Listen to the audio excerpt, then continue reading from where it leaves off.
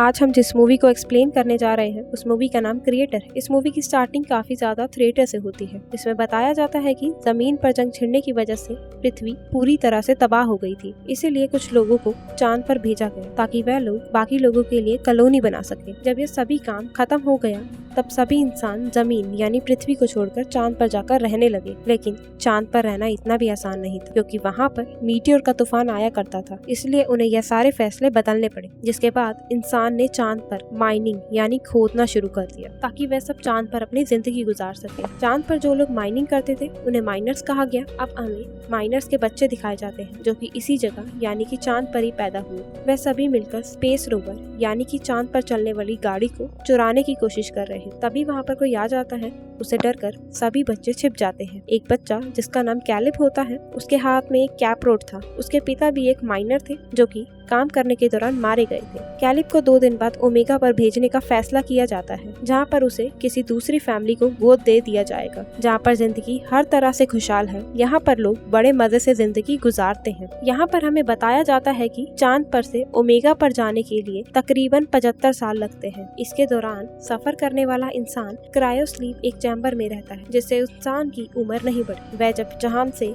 Omega पर पहुँचता है वह इंसान उतने ही साल का होता है। ओमेगा पर जाने के बारे में कैलिब यह सोचता रहता था कि वह फिर कभी अपने दोस्तों से नहीं मिल पाएगा। उसे एक लेडी बताती है कि अगले दिन मीटियोर का तूफान शुरू होने वाला है, इसके बाद तुम्हें ओमेगा के लिए रवाना होना होगा। कैलिब को अपने डैड की बहुत याद आ रही थी। वह याद करता है कि कैसे वह इतनी ऊंचाई पर जाकर अपने डैड के साथ एक बेस पर बैठा करता था। उसे याद आता है कि उसके डैड ने बताया था कि चांद के उस पर कोई खतरनाक चीज आकर टकराई, जिससे वहाँ पर एक गड्ढा बन गया। उसके डैड अपने बेटे से कहते हैं कि तुम आखिरी में जाकर वहाँ जाकर जरूर देखना, मगर चांद के उस पर किसी भी इंसान को जाने नहीं दिया जाता था। और जिस कैप्सूल को हमने कैलिब के हाथ में देखा वह एक गार्ड ने उसे दिया था, जो उसके डैड की राख में से मिला था। तभी जब कैलिब अकेले बैठा सोच रहा था तो उसके पास 3 दोस्त आते हैं जो उसके जाने की वजह से बहुत दुखी थे। उनमें से एक दोस्त जिसका नाम डैलिन होता है, वह कैलिब के डैड की आखिरी ख्वाहिश को जानता था जो क्रिएटर के पास जाने की थी। डैलिन कहता है कि क्यों ना तुम्हारे जाने से पहले हम उस क्रिएटर को देख कर आए, इस तरह तुम्हारे डैड की आखिरी ख्वाहिश भी पूरी हो जाएगी। लेकिन यह सब इतना भी आसान नहीं था। इन्हें वहाँ पर जाने के लिए जिन जिन चीजों की जरूरत थी वह इन सब चीजों को इकट्ठा करते हैं। अब इन्हें यहाँ से बाहर जाने के लिए एक कोड की जरूरत थी। डैलिन बताता है कि यहाँ पर एक लड़की है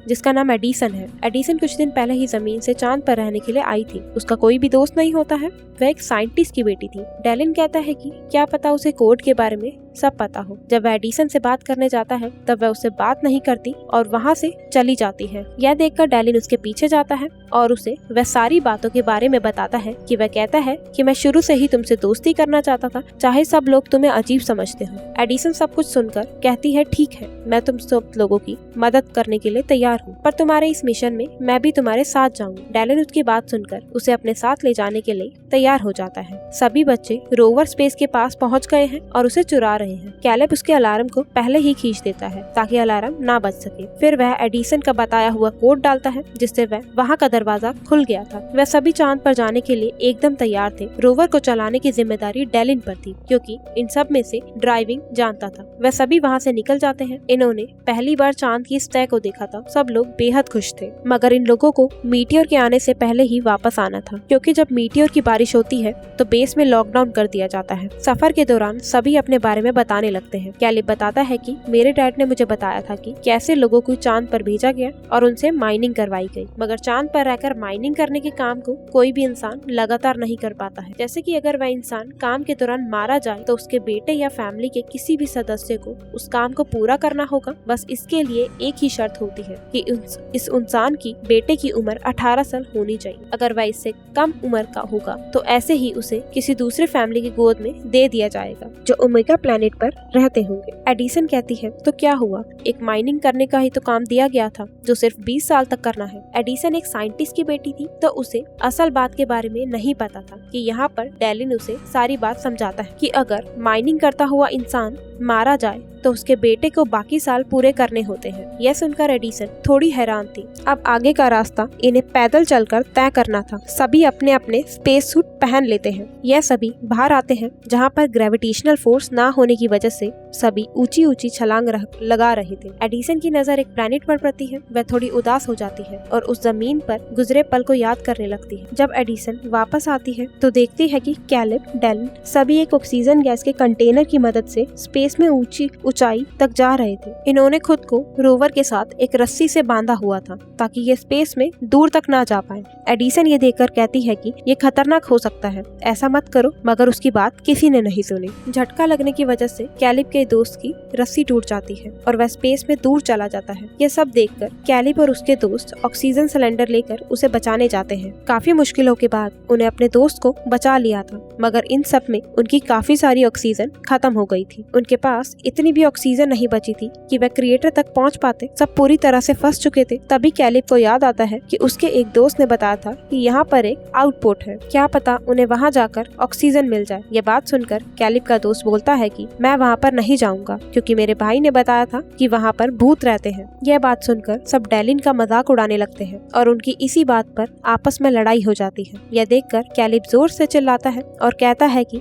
जितना वक्त साथ रहने के लिए बचा है तुम ऐसे ही लड़कर बर्बाद कर देना चाहते हो क्या। इस बात को सुनकर दोनों ने दोबारा दोस्ती कर ली। खैर, वह सब उस आउटपोर्ट पर पहुंच जाते हैं जिधर बहुत ज्यादा अंधेरा होता है। उधर उन्हें इंसानों की परछाइयां भी नजर आती हैं, जिसे देखकर सभी डर गए थे। लाइट जलाने के बाद इन्हें पता चलता है कि वहाँ इंसान नहीं बल्कि पुतले थे और यह कोई आउटपोर्ट नहीं बल्कि एक ऐसे घर का मॉडल था कि अगर इंसान चांद पर रहते तो ऐसे घरों में रहा करते। खैर, वहाँ पर उन्हें थोड़ा खाना और ऑक्सीजन मिल जाती है। डेलिन अपने बारे में एडिसन को बताता है कि मेरे डैड ने मुझे अकेला छोड़कर चले गए थे। एडिसन भी अपने बारे में बताने लगती है कि मेरी मॉम डैड का तलाक हो गया था, जिसके बाद मेरी मॉम मेरे भाई को लेकर ओमेगा प्लैनेट पर चली गई और मैं अब बहुत अकेला महसूस करती हूँ। सब लोग सो गए थे मगर कैलिब और एडिसन अभी भी जाग रहे थे। कैलिब एडिसन से बातें करने लगता है। वह कहता है कि मेरे डैड की मौत के बाद मुझे मेरे दोस्त डेलिन ने सहारा दिया, वही अब मेरे लिए सब कुछ है। मैं ओमेगा पर चला जाऊंगा तो डेलिन बिल्कुल अकेला पड़ जाए, इसलिए मेरे जाने के बाद हमेशा उसके साथ रहना। जब सुबह होती है तो यह सभी दोबारा अपना सफर शुरू करते हैं, लेकिन जब वह रोवर के पास जाते हैं तो उन्हें पता चलता है कि रोवर की बैटरी खत्म हो चुकी है। इन्हें मीटियोर के तूफान से पहले क्रिएटर तक पहुंचना था। सभी लोग परेशान हो जाते हैं, इसीलिए एडिसन ने बिना किसी देरी के सिक्योरिटी अलार्म बजा देती है ताकि मीटियोर की बारी से पहले क्रिएटर तक पहुंचा सके। वह सभी लोग जल्द ही उस क्रिएटर तक पहुंच जाते हैं जो दिखने में काफी बड़ा था। एडिसन को एक दीवार पर बटन नजर आता है जिसको दबाने के बाद वहाँ की सारी जगह ऐसे बदल गई थी जैसे मानो कि वहाँ सभी लोग जमीन पर आ गए हों, लेकिन यह सब कुछ असल नहीं था। कैलिब जब यहाँ पर पड़े पत्थरों को हटाकर देखता है तो उसके नीचे उसके मॉम डैड की तस्वीर मिलती है उसे। कैलिब उस तस्वीर में अपनी मॉम को पहली बार देख रहा होता है। कैलिब को अपने डैड की बात बताई याद आती है,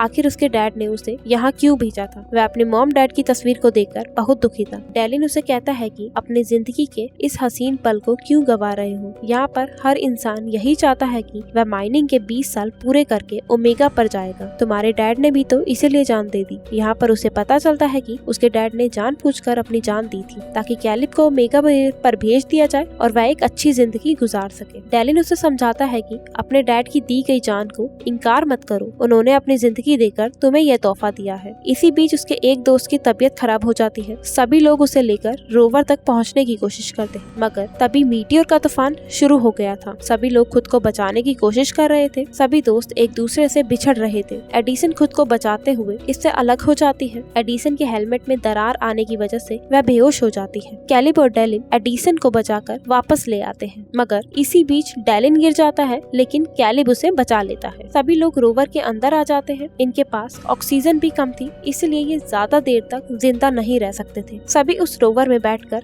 अपनी मौत का इंतजार करने लगते हैं। वह सभी समझ चुके थे कि अब वह ज्यादा देर तक बच नहीं पाएंगे, लेकिन एक बात थी जो उन्हें हौसला दे रही थी कि वह सभी एक साथ मरेंगे। इसके बाद सभी बेहोश हो जाते हैं। इस हादसे के बाद कहानी को कुछ वक्त आगे दिखाया जाता है। कैलिब अब ओमेगा पर पहुंच चुका है, मगर इस हादसे को 75 साल हो चुके थे। कैलिब क्रायो स्लीप में था, मगर अब वह जाग जाता है। उसे अपने दोस्तों के बारे में जानना था। तभी एक नर्स आकर उसे एक ऑडियो डिवाइस देती है जिसमें उसे उसके दोस्तों के मैसेज रिकॉर्ड थे। उसे पता चलता है कि एक दिन इन सभी को बचा लिया गया था। जैसा कि एक दोस्त ने बेसबॉल टीम शुरू की और दूसरा दोस्त एडमिनिस्ट्रेटर बन गया और वादे के मुताबिक एडिसन ने डेलिन से शादी कर ली थी। यह सब सुनकर कैलिब बहुत ही खुश हो जाता है, मगर उसे इस बात का दुख था कि वह अपने दोस्तों के साथ अपनी जिंदगी नहीं गुजार सका। ओमेगा प्लैनेट पर एक फैमिली ने कैलिब को गोद ले लिया था। वह वहाँ पर एडिसन के भाई को ढूंढता है, जिसके बारे में एडिसन ने बताया था कि वह उसने उसकी मॉम के साथ ओमेगा पर रहता था। कैलिब एडिसन के भाई को उसकी बहन के अच्छे कामों के बारे में बताता है, जिसने चांद पर माइनिंग जैसे असूलों के खिलाफ काम करके उन्हें खत्म करवा दिया था।